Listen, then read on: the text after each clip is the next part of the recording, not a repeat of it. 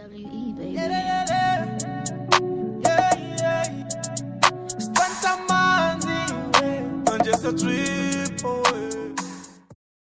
Welcome back, guys. You're still tuning into Timeline Radio Sport, right? So now we're in our part 2 and we're still discussing the famous topics, or should I say the trending topics when it comes to sports, right? So guys, can we continue? Yeah, ever ready. Ever ready. Okay, moving on. So come about the Kaizer Chiefs fans versus the management. So currently the Kaizer Chiefs fans supporters are unhappy with the club management, accusing them of not signing the quality players, while other teams are strengthening their squad. Right. So. How? Let me to prove the point here. Not signing the quality players. Yes, I've been watching AFCON, ne? Been focusing on the group stages. Mbukela amagame weZimbabwe wonke. Msendane was an outstanding player. Okay. Even though ama results bewangaphumi. Okay. Ku national team. But that guy udlalile. I forgot the other guy bekadlala eMidleleni. Ngathi iColored nyana oneyinwele enkulu nje. Onesibongo nyana ngathi Africans. 2 players that I think mele ngabe akamxoshanga umgabe. I don't know. Mara mele ngabe ama scout anelihlo akhonela ukuba spotter labafana. Ukuthi lawa ama quality player. Which proves ukuthi Pirates isign ama quality players. Bakhonile ukumbona uMsengane iplayer le bamsayinile manje yabo into esi expect kuwonke ama team ePSL, especially Kaizer Chiefs and Mamelodi Sundowns ne Orlando Pirates. But if Pirates at the moment, I'm telling you guys, whoever or scout ama player, whoever uthatha ama decision okusign, those people but deserve it bonus. Can I ask you something, ne? Yeah. So do you think a quality player equality it comes with a player as an individual, or a coach like we are was would he end this like an individual to be equality? Yes. All right. That's a good question. Yeah. Ngizokupha a good answer. Yabo equality player for me is an individual. Okay. Because remember a player awuliboni ngoba selikusebenzela, ulibona ngoba lisebenza lapho uthi ngiyamdinga lo angakhona ukungisebenzela. Hence I was saying i-performance yama player mina I thought iyo enza ukuthi bawa selecte ku national team. Yes. Yabo. So ukubona iplayer liperforma individually yikho kwenza ukuthi ama team amfuni, not because of i-team yakhe iyawina. Okay. Leyo na mina for mina eyami a player must perform individually, then uba quality player lo muntu loyo and a perform na kule team ayakuyo. We got the quality answer. Okay.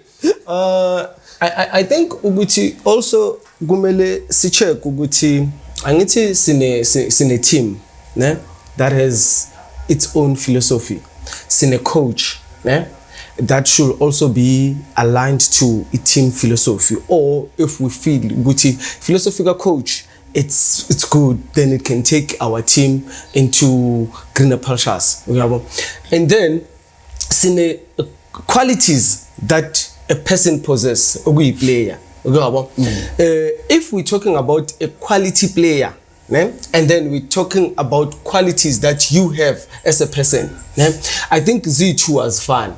Looking at about they were no.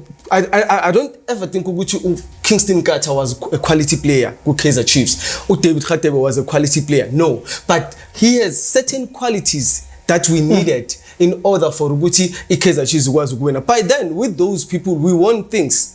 Because you will have David Khateba kichime jigelena confuse ama defender afike whoever umbe sumakore. Then you go Kingston Carter umsona fika core. So that person, whatever lebega yenza, it be complementer the other person. I believe Minuguti when Kaizer Chiefs was signing Knowledge Musol, I bebangazi ukuthi uphethe which qualities.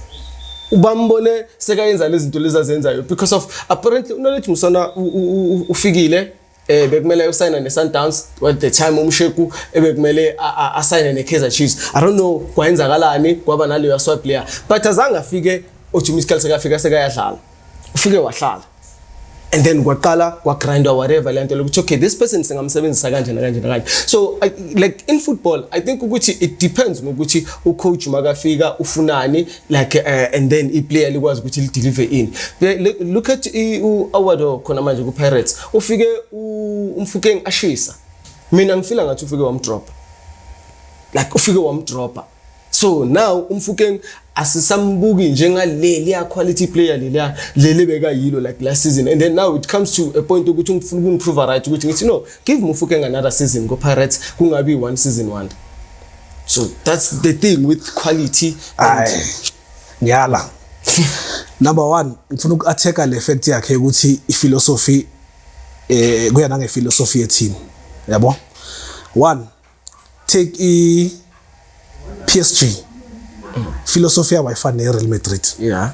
But Real Madrid took a quality player from PSG, a leading goal scorer in League 1. Yeah. Bamlethe Spain. The quality player maintained the standard. Waba a quality player, still waba a leading goal scorer with a different philosophy. That's not so.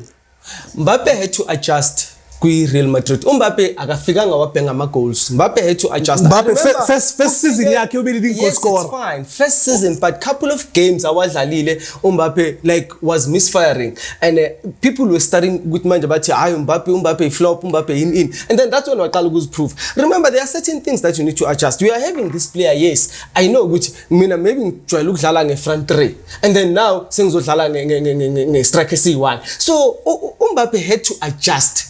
Yes, quality, we understand that, but had to adjust to his system like Real Madrid. I mean, ngibona adjustment. Ngibona Mbappe afika ku Real Madrid, wa continue ngeperformance akabuya nayo ku PSG. That's why agcine aba leading goal scorer nge-first season. Lento abamthathele yona ngalo ufike wayenza ngapha nge-first season. Akuna adjustment ayenzile Mbappe lapha ya. I agree. Nge-first season I agree. But I'm saying ukuthi akafikanga Mbappe azange afika adlala i-first game and then wabonisa the same thing sebekazenza ku PSG. Angazi bobukele muphi Mbappe but Mbappe akumthathanga even a month ukukora goal. Okay, akumthathanga even a month ukukora goal. Ukumthathe how many weeks? How many games? I'm not sure but I can tell you ukuthi ama game ay3 wadlula ngakora goal le1. Mbappe futhi I think i-first goal yakhe bekuyi penalty. Alright, ngicela sibuye in South Africa. Okay. Mbappe struggled. Nase South Africa same thing. Police iphilosophy yePulukwane City ayifani neOrlando Pirates. Police bekayi quality player. The strategy uPulukwane. iPirates yamthatha yaletha le quality kuOrlando Pirates. Wafike waba yiquality. So makafika uPolice kuPirates ufike wa change i-style of play sakhe. Bamdlalise lento lebekayidlala kwiPulukwane. Mina ngibona ngachange style of play. Yeah, bamdlalise the same thing. So obviously if you saying I'm a philosopher wafana but ngiyakuthatha udlala iwinger ngiyokudlalisa kuwinger, you still doing the same thing. That's why mangabe yeah, but the style of play some must change philosophy ye team. Lang phikisa lento yokuthi equality player yeah affecteka because of philosophy ye team. Sithatha iplayer elizofita kwi style of play se team. Not a player, equality player.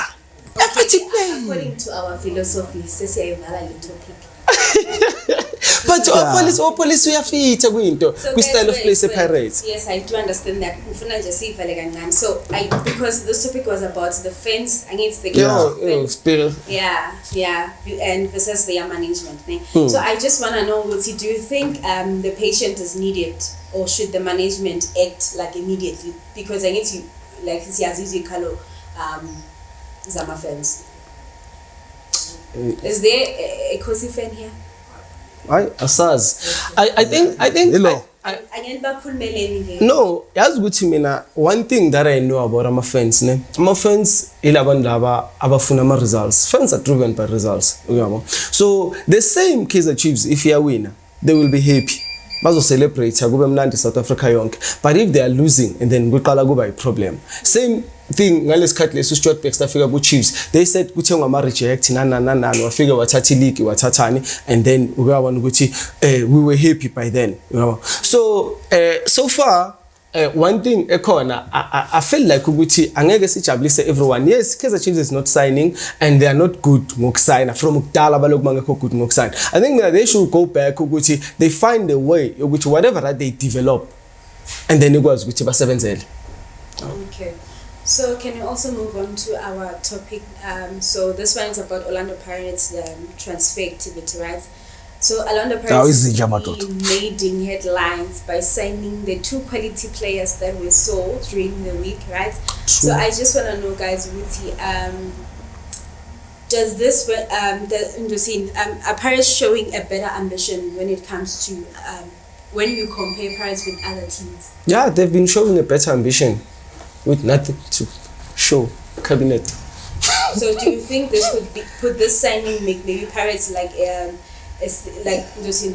do they look like they're more serious when it comes to winning the league because of the way Benzanga cognizant when it comes to their signings? Yeah, I mean, I think they are more serious. Yeah. And firstly, before ngiyakule point, ukuthekela le statement sakaDumzane. Okay. So they are showing more ambition, but the cabinet is empty. Already now, kule season, bana 2 trophies. Cabinet yabo. And 3. No, 2. Including star. Oh, niyayibala ngale. Mara ngabe win Chiefs ngaba niyibala. Okay, mana ku right, let's move on. Yazi, what I like about the Pirates, ne? The Pirates release players, ne? And sign more players. Is that good? Very good. Yeah. Very good. Because yeah, it is. Right now, ne? I-Pirates akuna department la engathi iyaleka khona. I think even no coach makasethi scheme unokuphathwa ikhanda kancane ukuthi yo manje ngifaka bani la. Yabo? Into edingekayo to a big team ukuthi ube ne quality yonke oyidingayo. Yabo? Ungabi ne obvious starting lineup. Yeah. Yabo? So for me, as ngishilo off the camera, I will put my head on the block. I'm saying this season Orlando Pirates will win the Betway Premiership. I know, meaning so my issue when it comes to the selling and the buying Orlando Pirates, it's a good thing because they're signing players and they're signing quality, but Manhambis are the ones that we have. Yes, there might be quality players, but the combination, it's not a good one. Yeah. So I can tell you now, I was counting already. We have Olisenda, his quality. We have Usbisis, he's playing well, guys. I think he's playing well. We have the firefighter. Is it Sesani? Yeah, Sesani, right? We have Sesani. Like we do have players, but right now the combination between Umbogazi and Nosiyama, it was unmatched. Yeah. So manje sizo whoever will also figure whether it's Ndai or Siyama, like it might take time for them ukuthi badlale bonke. We saw the combination between Unda and Sesani, but as soon as Unda ahamba like waqala kwaba, you understand? Yeah. Yes, one they are quality, but those small mistakes, because once you lose one game, guys, it's mistake and good because 3 points balulekile. So we can't have ngama draws just to fight silwele ukuthi asingadliwe, except that 1 point. It doesn't do justice. So I just have an issue of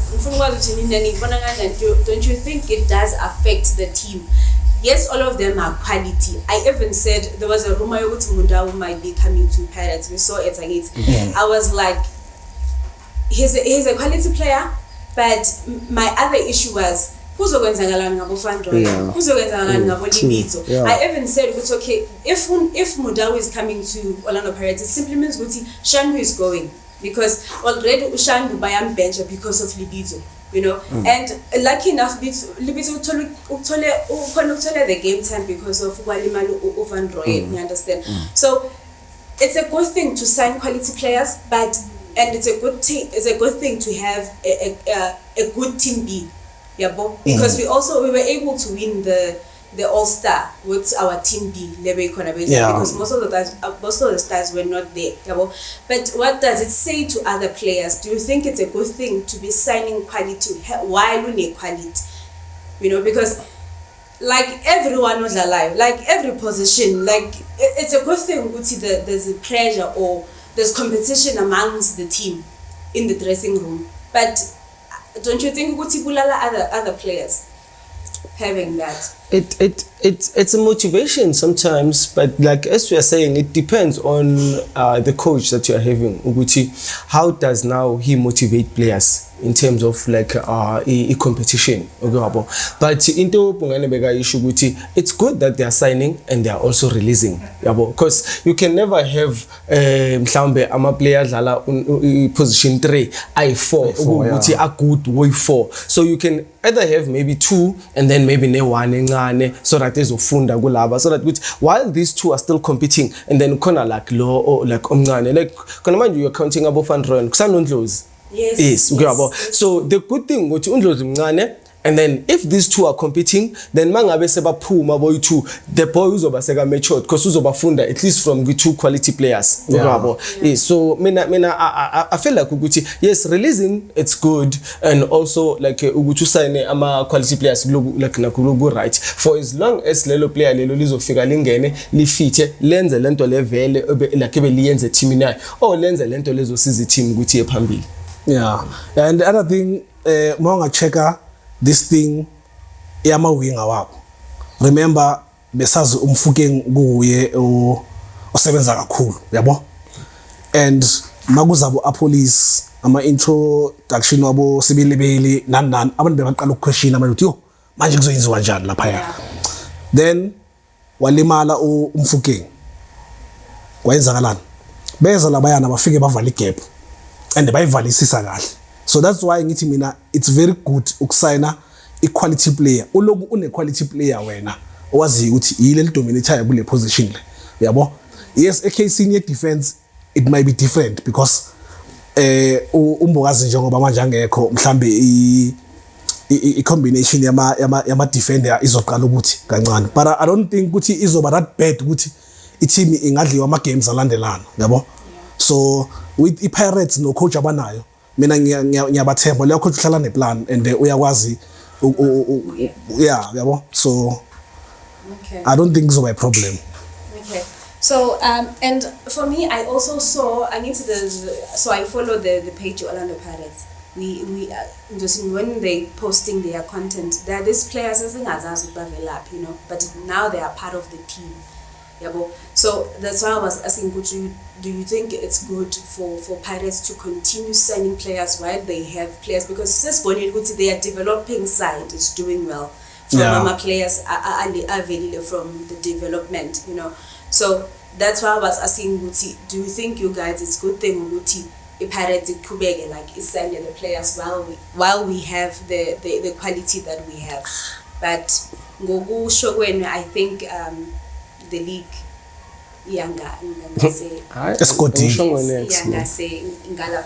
so guys, in closing, actually no, can we move on to our second last topic, that is about the AFCON, right? So this is just about the AFCON update. So we saw that Senegal and Morocco have progressed to the AFCON final.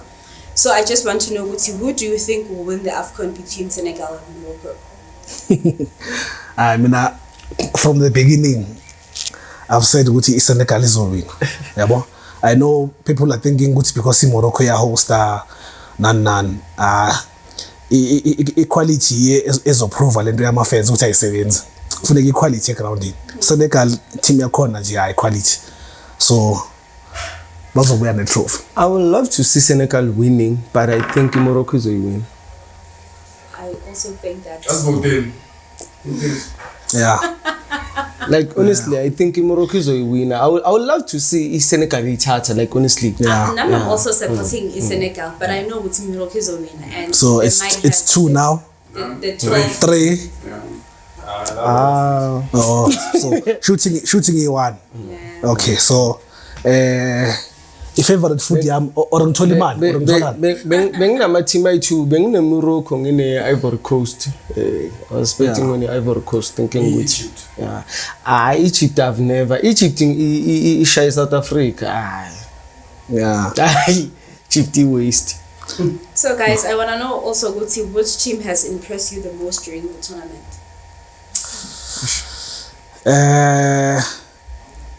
I think Nigeria. With the beef, it's not, Nigeria.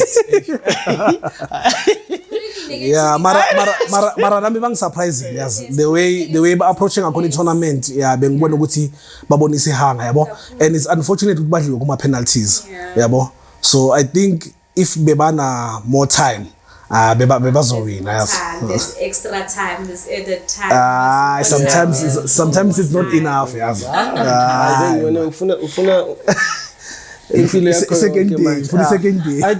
Second leg. I don't know, man. I think Ivory Coast, ibebantu bengibamonitor like kakhulu, so I was impressed in the performance, like in everything, and also I think mhlambe ilento leyo ukuthi if you look at Cameroon, the European-based players avelile. So what we did not see Bafana, so it was the same thing like Ivory Coast. It was the same thing like Senegal. But what I liked Gucci Abo Diallo Ivory Coast, it was as much as but you overrated bang I'm serious but was very lisandly. So yeah, I like that. Okay, so from the whole tournament, what lessons can South African teams learn from the other nations? South Africa, it's Bafana. Yes. Okay, there are so many lessons abebanga wafunda if beba serious. Kodwa ke abanofunda lutho those ones. Yes, but when I ask someone to book, like as a South African, if let's say you were the coach, a simple thing. Someone was saying ukuthi iMorocco ithathe ucaptain wayo aloka limele due to experience, motivation, same thing ebekhalwa ngazo ku South Africa ngabo logic to abadala so we need that. We can actually look at ama player azosdelivela rather than igama nje lona like on its own ukuthi kuyosathelwa abo Foster noma kore 2 goals uyikorele bunzimeni like wayenzani, but ke mina for mina South Africa still has a lot to learn, nje to ama fans. We don't get such things mangabe like izala like South Africa awitholi lento le like uyibona lapha eMorocco, so ziningi izinto ebangafunda kuzo kodwa ke amakhehla Let's statement. So I saw that comment as well. We saw what Morocco did with Hakimi, right? So while he was injured. Based on our players, I think Uhugo by not selecting Uzwane because the statement was based on it was based on Uzwane, yes. Yeah, but I don't think Vegas said anything. The only thing the team anything I is to if ne case that's me. That's my opinion. If I'm in the case, Uzweni Morton, the goalkeeper, that guy begging for go AFCON, knowing Uguti Angega as a central but the spirit as tied to the team, like he's there when team like who called those players. To motivate other players, but when it comes to Zwane, not to Zwane specifically. I'm making an example in Hakim, but we're talking about Lodge. Lodge would have done a huge difference in Bafana. Okay. Yeah. So in closing, guys, so I need to say, you said Senegal, Morocco. Senegal. Yeah. Okay. So I think the final is taking place tomorrow. Yes. Yeah, so usungamini again. Third and fourth. Namhlanje third and fourth. hayi labo bona so ababeka kancane. So guys, our other topic is based on the Real Madrid and their coach Xavi Alonso. No. Yes. Yes. So the report indicated that Xavi has been fired at Real Madrid and the team seemed to be struggling. Ne? So so my question is, was firing Xavi the right decision by the Real Madrid? Do you think like that was the right move? I think Real Madrid in the years are right this season ukufire Xavi Alonso. Reason being Xavi Alonso beka struggle kakhulu especially ngama league matches. Udraw ama games amaningi. Yeah, and bekane ukuluza amanye ama game unga understand ukuthi waluza kanjani. Yes, with Real Madrid it's the same thing efana neMamelodi Sundowns. I've heard fans saying, yeah, anyone can coach Mamelodi Sundowns. False. Not anyone. Bheka uKhados uyahluleka naye. Yabo? Whereas team ayitholishisa, ayitholihlangene. Yabo? So teams like Mamelodi Sundowns, Real Madrid, they need a real coach, a good coach. Yabo? So Xabi Alonso experience number 1 ayikho. Yes, he won the Bundesliga by Leverkusen. It was just a lucky, a fairy tale story. And it's not like he's a good coach. Yeah. If he was a good coach, he was supposed to defend the title.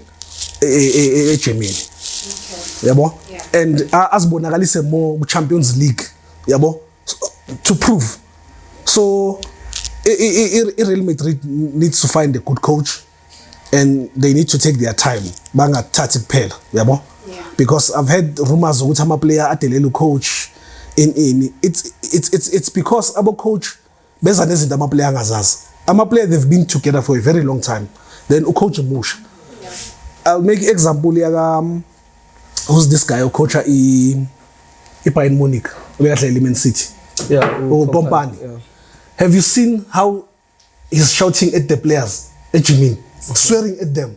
It's wrong. The next thing I player maliba ne attitudes to what coach kuba ngathi lama player walaleli. Yabo? So mina for me I'm happy with decision. The players like have a big profile compared to the coach. That's why like coach bembukela phansi. Yeah. It's not supposed to be like that, but it's true. Yeah, okay. I think yes, indaba yama profile and everything, but for me now, I don't think ukuthi ama games ka Xavi mhlambe sithi uluze kakhulu or something like that. We should also look at injury list ka Xavi. Like the guy had the most injured players like Madrid. Check out Valverde udlale almost every position besides uGiovino. Okay abo.